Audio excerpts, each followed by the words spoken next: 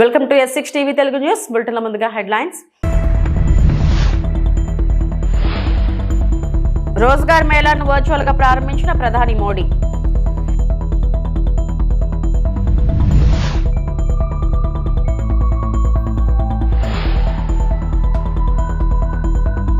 నగరిలో స్వర్ణాంధ్ర స్వచ్ఛంద్ర కార్యక్రమం పాల్గొన్న సీఎం చంద్రబాబు.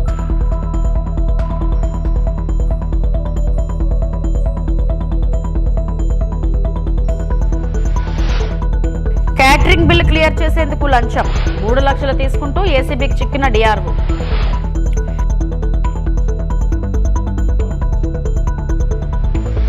దేశవ్యాప్తంగా ఇవాళ జరిగిన 18వ రోజ్గార్ మేళా కార్యక్రమంలో ప్రధాని నరేంద్ర మోడీ 61,000 మందికి ఉద్యోగ నియామక పత్రాలు అందించారు. కొత్తగా వివిధ శాఖల్లో కేంద్ర ప్రభుత్వ ఉద్యోగాలు వచ్చిన వారికి నియామక పత్రాలను మోడీ వర్చువల్ గా అందజేశారు. కార్యక్రమాన్ని వీడియో కాన్ఫరెన్స్ ద్వారా దేశవ్యాప్తంగా 45 కేంద్రాల నుంచి నిర్వహించారు. సందర్భంగా ప్రధాని మోడీ మాట్లాడుతూ మొత్తం నియామకాల్లో 49,200 హోం మంత్రిత్వ శాఖ పారామిలిటరీ దళాలకు సంబంధించినవని తెలిపారు. మహిళా కానిస్టేబుల్స్ భారీగా నియమితులవుతున్నారని, గత 11 సంవత్సరాల్లో ప్రభుత్వం అనేక సౌలభ్య చర్యలు తీసుకున్నందున ఇది సాధ్యమైందని వివరించారు. आपके जीवन में भी ये नई वसंत का आरंभ हो रहा है. आपको ये समय संविधान के प्रति अपने दायित्वों से भी जोड़ रहा है. संयोग से इस समय देश में गणतंत्र का महापर्व चल रहा है. कल 23 जनवरी को हमने नेताजी सुभाष की जयंती पर पराक्रम दिवस मनाया और अब कल 25 जनवरी को राष्ट्रीय मतदाता दिवस है. फिर उसके बाद 26 जनवरी को गणतंत्र दिवस है.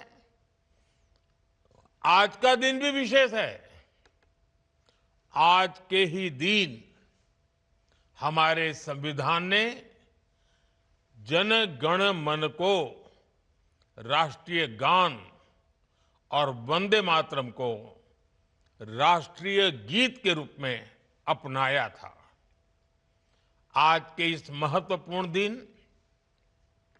देश के 61,000 से ज्यादा नौजवान जीवन की नई शुरुआत कर रहे हैं. आज आप सबको सरकारी सेवाओं के नियुक्ति पत्र मिल रहे हैं. ये एक तरह से नेशन बिल्डिंग का इन्विटेशन लेटर है. స్వర్ణాంధ్ర స్వచ్ఛాంధ్ర కార్యక్రమంలో ముఖ్యమంత్రి నారా చంద్రబాబు నాయుడు పాల్గొన్నారు. సందర్భంగా పరిశుభ్రత, పర్యావరణ పరిరక్షణలో ప్రజల భాగస్వామ్యం కీలకమని ఆయన పేర్కొన్నారు. రాష్ట్రాన్ని స్వచ్ఛందంగా సుస్థిరంగా అభివృద్ధి చేయడమే లక్ష్యంగా ప్రభుత్వం పనిచేస్తుందని తెలిపారు.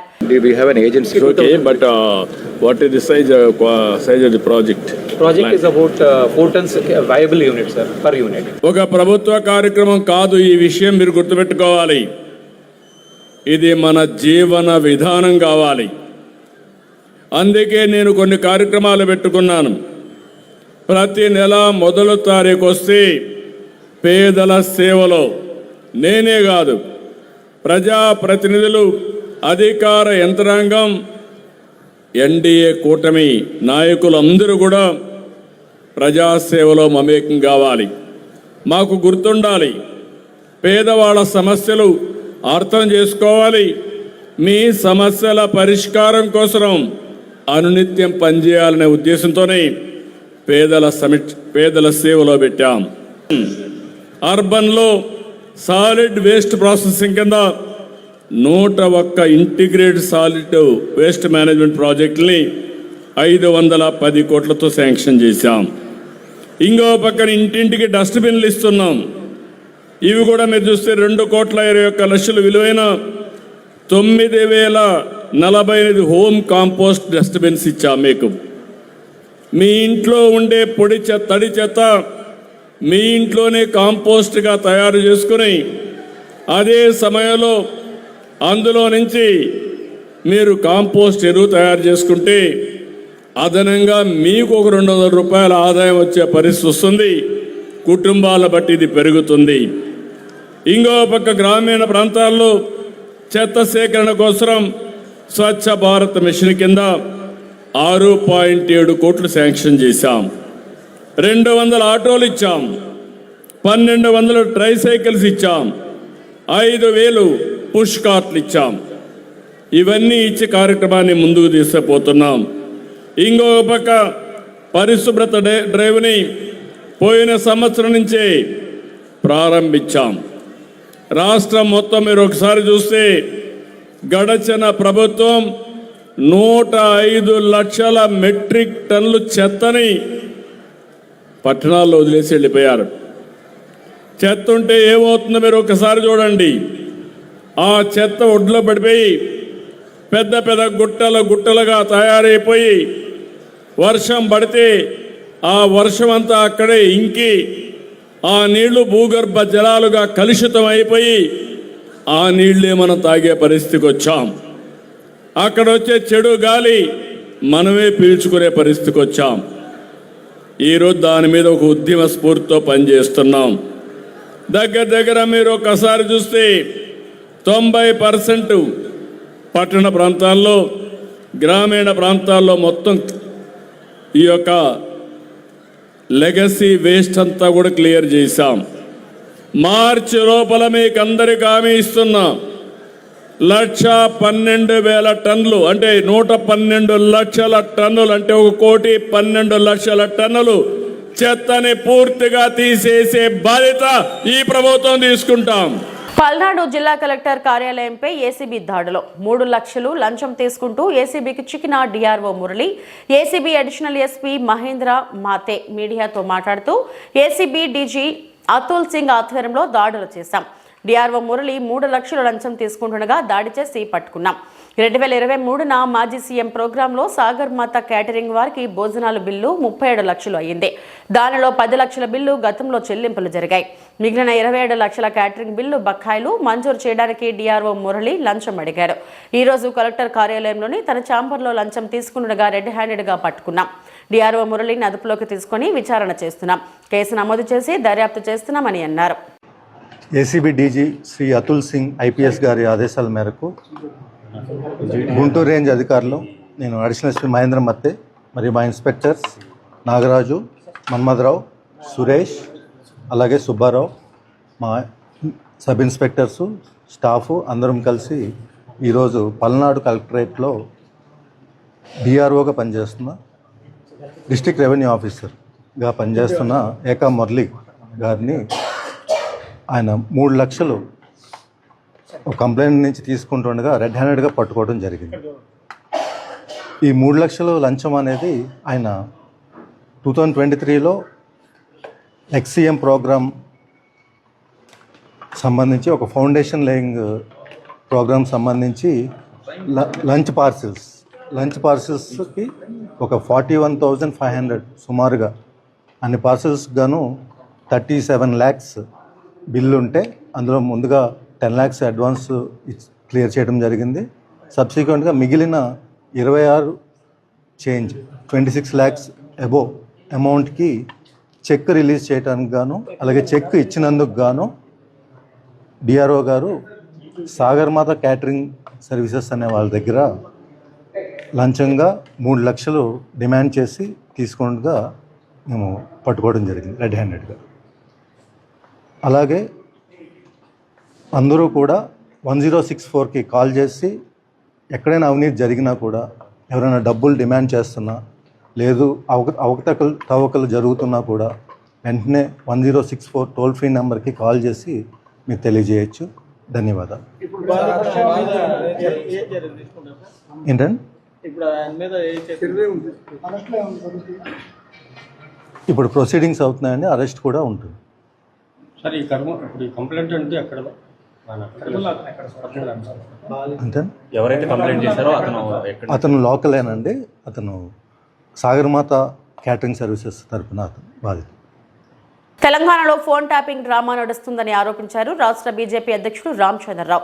ఫోన్ ట్యాపింగ్ కేసు దర్యాప్తులో కాంగ్రెస్, బీఆర్ఎస్ కలిసి ప్రజలతో ఆటలాడుతున్నాయని ఆగ్రహం వ్యక్తం చేశారు. నేతలపై యాక్షన్ ఎందుకు లేదని ప్రశ్నించారు. బీజేపీ కార్యాలయంలో కర్పూరి ఠాకూర్ జయంతి వేడుకలు జరిగాయి. కర్పూరి ఠాకూర్ జీవితం కార్యకర్తలకు ఆదర్శమని బీజేపీ రాష్ట్ర అధ్యక్షులు రామచంద్రరావు అన్నారు. అనంతరం ఆయన మీడియాతో మాట్లాడుతూ ఫోన్ ట్యాపింగ్ తీవ్రమైన రాజ్యాంగ ఉల్లంఘన, కాంగ్రెస్, బీఆర్ఎస్ కలిసి ప్రజలతో ఆటలాడుతున్నాయి. 2 ఏళ్లుగా దర్యాప్తు పేరుతో డ్రామాను తలపిస్తున్నాయని అన్నారు. ప్రభుత్వానికి చిత్తశుద్ధి ఉంటే యాక్షన్ ఉండాలి, అరెస్టులు చేయాలి. పక్క రాష్ట్రాల్లో ఛార్జ్ షీట్లు, తెలంగాణలో ఎందుకు కాదు? కాంగ్రెస్ కూడా ఫోన్ ట్యాపింగ్ చేస్తుందేమో అనే అనుమానం కలుగుతుందని, బీఆర్ఎస్ ఆరోపణలకు విలువ లేదని అన్నారు. అధికారులపై మాత్రమే చర్యలు ఉన్నాయి, నేతలపై యాక్షన్ ఎందుకు లేదని ప్రశ్నించారు. సాయిబాబా భక్తులు, షిర్డీ సాయిబాబా భక్తులు, షిర్డీ సాయిబాబా సంస్థాన్ కింద నడుస్తున్న అనేక షిర్డీ సాయిబాబా దేవాలయాలు ఈ అన్నీ కూడా వారు మనస్తాపం చెంది కొంతమంది వ్యక్తుల యొక్క వ్యాఖ్యలతో ఈరోజు భారతీయ జనతా పార్టీ కార్యాలయంలో రావడం జరిగింది. మరి కొంతమంది షిర్డీ సాయిబాబా మీద అనుచితమైనటువంటి యొక్క వ్యాఖ్యలు చేసి వారి మనోభావాల్ని దెబ్బతీసినందుకు వారు భారతీయ జనతా పార్టీ వారు చేసిన వ్యాఖ్యలకు భారతీయ జనతా పార్టీకు ఎటువంటి సంబంధం లేదు. ఏదున్నా ఎవరైనా సరే మనోభావాల్ని దెబ్బతీసేలానే, మనోభావాల్ని గాయపడేలానే మాట్లాడకూడదని చెప్పేసి కూడా ఈ సందర్భంగా తెలియజేస్తూ, మరి ఎవరైతే ఈ వ్యాఖ్యలు చేశారో మనోభావంలో కొంతమంది దెబ్బతిన్నాయి కాబట్టి ఆ భక్తులు ఏవైతే నమ్ముతున్నారో కోట్లాది మంది ఉన్నారు. మరి షిర్డీ సంస్థాన్ కూడా ఒక ఐఏఎస్ అధికారి, దాంట్లో కూడా పోలీస్ అధికారులు, అది గవర్నమెంట్ కింద నడుస్తున్నటువంటి షిర్డీ సంస్థాన్, మరి దాని మీద ఇట్లా అనుచితమైనటువంటి వ్యాఖ్యలు చేసి భక్తులని మనోభావాన్ని దెబ్బతీసినందుకు వారు వెంటనే వారు చేసినటువంటి దానికి వారు ఆ వ్యాఖ్యలను వెనక్కి తీసుకోవాలని చెప్పేసి కూడా వాళ్ళందరూ కూడా కోరుతూ ఉన్నారు.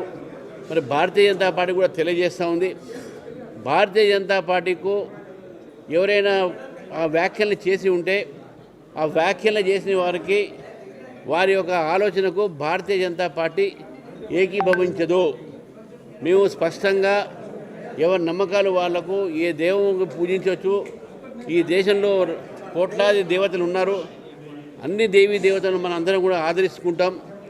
కాబట్టి షిర్డీ సాయిబాబా గారి యొక్క భక్తులకు, వారు నమ్మినటువంటి యొక్క భక్తులందరికీ కూడా నేను మరొక్కసారి ఆశ్వాసిస్తున్నాం, భారతీయ జనతా పార్టీ ఏ రకమైనటువంటి ఇటువంటి ఒక కార్యక్రమాన్ని కానీ ఇటువంటి వ్యాఖ్యలను కానీ మద్దతు పలకదు. అనంతపురం నగరంలోని నవోదయ కాలనీలో స్వచ్ఛాంధ్ర స్వర్ణాంధ్ర కార్యక్రమంలో భాగంగా శనివారం ఉదయం జీరో గ్యాస్ శానిటేషన్, ఆంధ్రా థీమ్తో ఇంటి వద్ద కంపోస్టింగ్ పై నిర్వహించిన అవగాహన కార్యక్రమంలో పాల్గొన్న urban MLA Daggubati Venkateswara Prasad, in charge జిల్లా collector C Vishnucharan, market yard chairperson Balla Pallavi తదితరులు. కార్యక్రమంలో నగర పాలక సంస్థ కమిషనర్ బాలస్వామి, పీడ్ MEPMA Vishwajyothi, MHO in charge DE Narasimhulu, Swachh Andhra corporation coordinator Venkatesh, Navodaya colony సచివాలయ సిబ్బంది, మెప్మా టీపీఆర్ఓ సిబ్బంది తదితరులు పాల్గొన్నారు. పుదీనా ప్లాంట్ ఇది ఎముకలకి బాగా యూజ్ అవుతుంది సార్. జస్ట్ 4 స్టార్టింగ్ కట్ చేసుకొని దాంట్లో స్నేక్ ప్లాంట్ ఇవన్నీ కూడా అమ్మ మీరు ఆర్గానిక్ వేస్ట్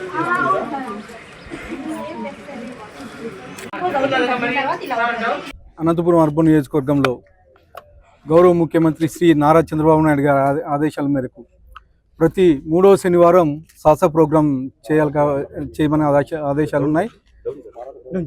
గత శనివారం సంక్రాంతి పండుగ కాబట్టి ఈ ప్రోగ్రాం 4వ శనివారంకి ఈ ప్రోగ్రాం పోస్ట్పోన్ చేయడం జరిగింది. దాంట్లో భాగంగా గౌరవ కలెక్టర్ గారు, అలాగే మా మార్కెట్ యార్డ్ చైర్మన్ పల్లవి గారు, అలాగే మా నాయకులు, మా మున్సిపల్ కమిషనరు పీడీ మెప్మా గారు అంతా ఈరోజు ఈ సాసా ప్రోగ్రాంలో అటెండ్ అవ్వడం జరిగింది. ముఖ్యంగా ఈరోజు వినూత్నంగా ఒక ఇంటిని సందర్శించడం జరిగింది.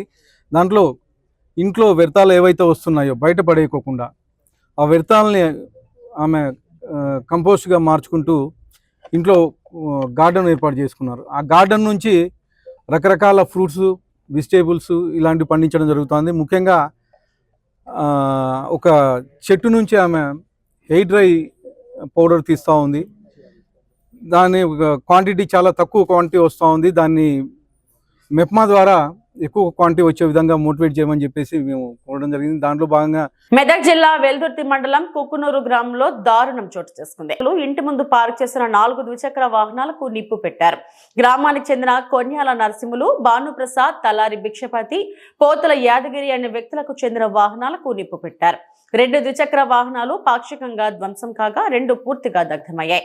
బాధితుల ఫిర్యాదుతో పోలీసులు ఘటనా స్థలానికి చేరుకుని విచారణ చేపట్టారు. గతంలో ఇలాంటి సంఘటనలు వెలుగులోకి రావడంతో స్థానికులు భయాందోళనకు గురవుతున్నారు.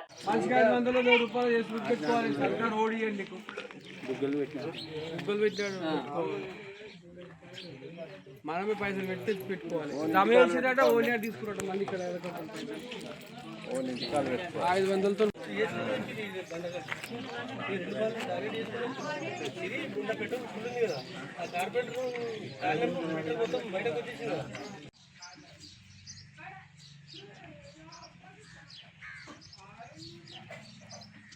పడుకున్నాము. మా కొడుకు ఇంట్లో మమ్మీ మంటలు వస్తున్నట్టు ఏదో కమురు వాసన వస్తుంది, పటపట అంటుందని మా చిన్న బాబు చెప్పింది. చెప్పగానే బయటకు వచ్చి చూసేసరికి బండి తలిగింది. లేవు అని ఈయన వచ్చి, నేను మా ఆయన వచ్చి బండి తలిగిపోతుంది లేవు అంటే ఆయన వచ్చి లేచి ఆరిపెట్టాకల్లా ఇక ఆరిపేసుకున్నాము. అందరిని పిలిచినాము, అందరు వచ్చిర్రు. ఆయన సీసీ కెమెరా ఆయనని పిలిచినాము. అన్న జర చూడు సీసీ కెమెరా చెక్ చేయని చెప్పినాము. 11-13 నిమిషాలకు మేము చూసినాం. బయటకు వచ్చినాం. ఇక్కడికి వెళ్ళి ఒక వ్యక్తి ఉరికినప్పుడు సీసీ కెమెరాలో పడ్డాడు. 10:50కేమో 11 గంటలకు పోయింది ఆయన ఇక్కడ నుంచి. ముఖం ఒకటి గుర్తుపట్టకుండా ఆయన కానీ ఏర్పడతలేదు. అయితే బయటకు వస్తలేడు అన్న, ఏడుస్తుంది. బయటకు వస్తే అంటు పెడతాడేమని బాధతోనే ఉన్నాడు. నైట్ 10:40 దాకా నేను కడిపెట్టింది మేలుకున్నా సరుకు కలర్ వేసుకుని కూర్చున్నా. పోయినా నీరలేదని చెప్పి సప్లై అనుకున్నాను. నీరబట్టింది. అందరూ పట్టుకెళ్ళి మొత్తుకుని నరసింహ పిలుచుకుని వస్తారు. అప్పుడు లేచి చూసే వాళ్ళకెళ్ళి మంట ఇంట్లో ఉష్కాలు తాగురు పూర్లు వచ్చి అవి వెళ్తూ ఆ మోటార్ వేసి నీళ్ళు పట్టి తెగింది. అన్న 10:40 దాకా మేలుకున్నాను. నేను పెయింటింగ్ చేసి ఇంట్లో పోయి పండుకున్నాను. నీరబట్టి కలప అడిగి నిన్న కడుపెక్కించుంటుంది. చుట్టాలు ఇంటున్నారు అని చెప్పి పోయి పండుకుని నా కొడుకు మొన్న వచ్చిన అంత 3 కిస్తీలకు కట్టిన అన్ని బండ్లు అదే టైంలో. నాది ఒకటే 4 సంవత్సరాలు బండి, 5 సంవత్సరాలు. మళ్ళీ నేను ఎప్పుడు నీట్ ఉంచుకుంటా బండి, కొత్త బండి ఉంచుకుంటా. నాది గ్లామర్ బండి. నేను పూర్ణపూర్ వేసుకుంటా పనిచేస్తాను. రోజు పొద్దుగా వచ్చిపోయి పూత వస్తాను. పొద్దుగా పోతే మళ్ళీ పొద్దుగా వస్తాను. ఇదేమో నాకు పడుతుంది. ఏమైనా తీసుకొచ్చి అంత 3 కిస్తీలు 4 కిస్తీలు కట్టినా యాక్టివ్.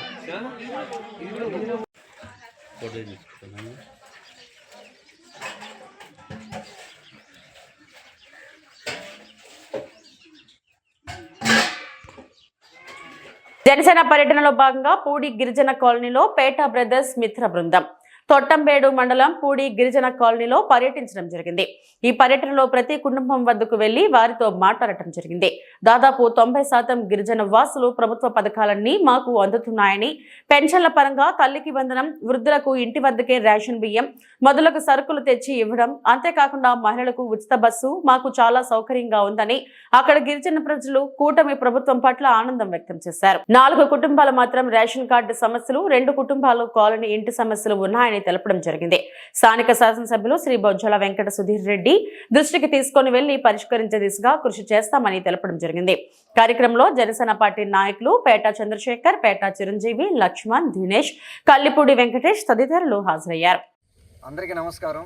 నా పేరు పేట చిరంజీవి, శ్రీకాళహస్తి నియోజకవర్గం జనసేన పార్టీ. ఈరోజు శ్రీకాళహస్తి నియోజకవర్గంలో జనసేన పార్టీ తరఫున తొట్టంబేడు మండలం పూడి ఎస్టీ కాలనీలో జనసేన పర్యటన చేయడం జరిగింది.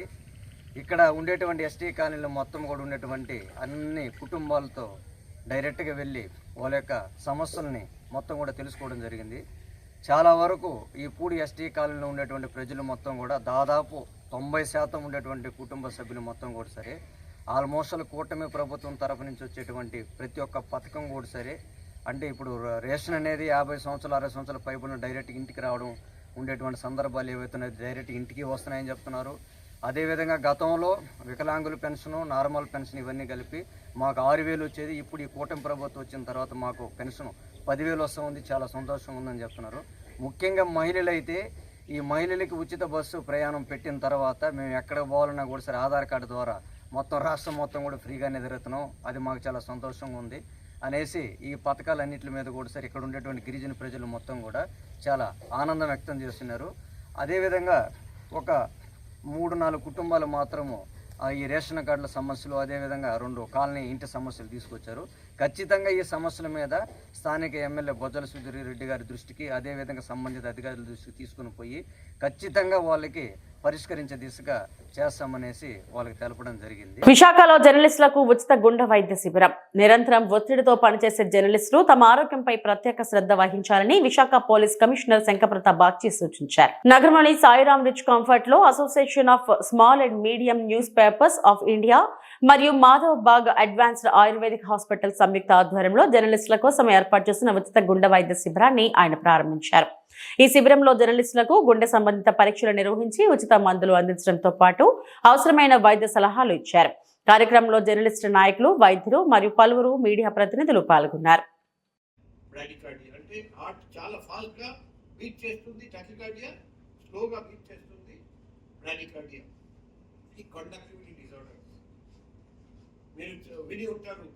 సందర్భంగా మరోసారి చొరవ తీసుకున్నటువంటి పరశురామ్ వాళ్ళ టీం మెంబర్స్ ని అభినందిస్తూ మెయిన్ గా పోలీస్ కమిషనర్ గారు రావడం అనేది అభినందనీయం. విశాఖ ఎంపీ ఎం శ్రీభరత్ కు చెందిన గీతం సంస్థ ఎండాడ రిషికొండ ప్రాంతాల్లో సుమారు 54 ఎకరాల 79 సెంట్ల ప్రభుత్వ భూమిని కబ్జా చేసిందని సిపిఎం విశాఖ జిల్లా కార్యదర్శి ఎం జగ్గనాయుడు ఆరోపించారు.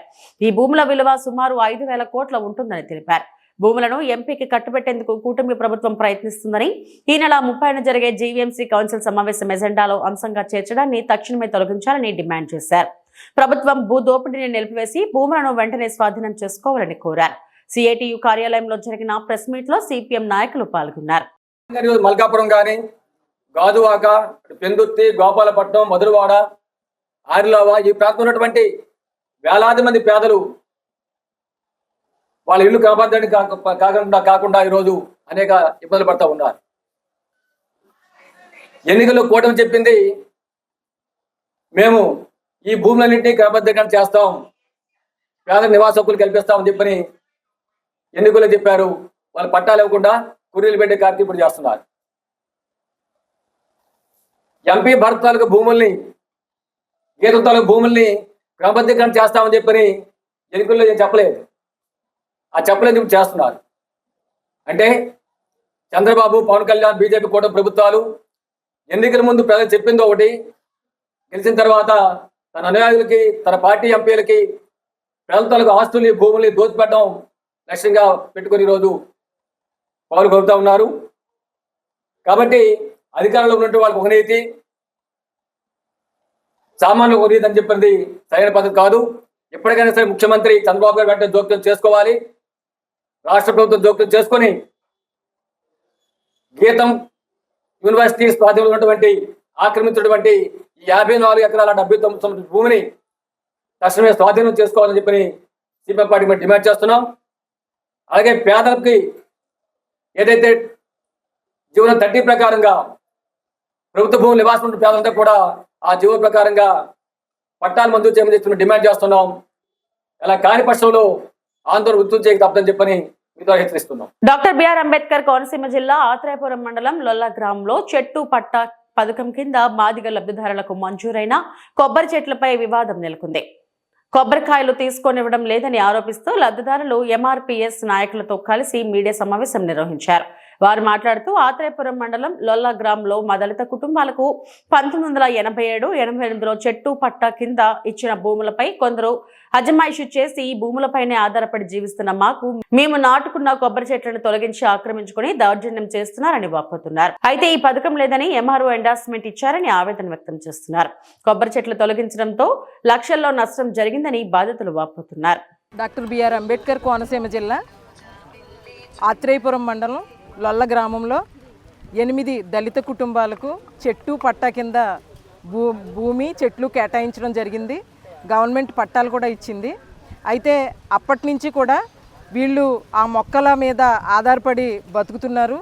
అలాగే ఈ భూములు ఎవరికి ఇస్తారంటే బాగా నిరుపేదలు, కూలి పని చేసుకునే వ్యవసాయ కూలీలకి, నిరుపేదలకి, వాళ్ళ అట్టడుగు వర్గాలకి ఇది పట్టా రూపంలో ప్రభుత్వం అప్పట్లో 1987-88లో ప్రారంభించింది.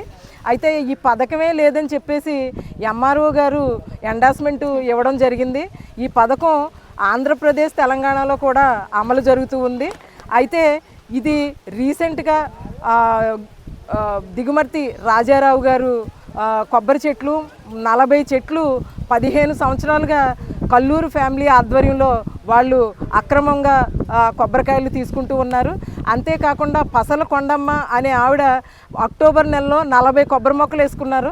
40 మొక్కలు కూడా ఇరిగేషన్ డిపార్ట్మెంట్ క్రేన్తో వచ్చి తొలగించడం జరిగింది. ఆవిడికి దాదాపు ₹1,00,000 నష్టం వచ్చింది. అయితే దళితులు అనేవాళ్ళు ఏదైనా భూమి కానీ, వాళ్ళు తీసుకునే కొబ్బరి చెట్లు కానీ, అంతేకాకుండా వాళ్ళ భూమిలోకి అన్యాయంగా వచ్చి ఇతర కులాలు ఎవరైనా సరే దాడి చేసిన, చెట్లు కొబ్బరికాయలు తీయించుకోకపోయినా, అన్యాక్రాంతం చేసిన 1989 SC/ST అట్రాసిటీ యాక్ట్ మరియు 2015 and 16 అమెండెడ్ యాక్ట్ కూడా ఉంది. అయితే బలమైన చట్టం ఇది. కాబట్టి ఈ చట్టం కింద వాళ్ళు శిక్షార్హులు అవుతారు.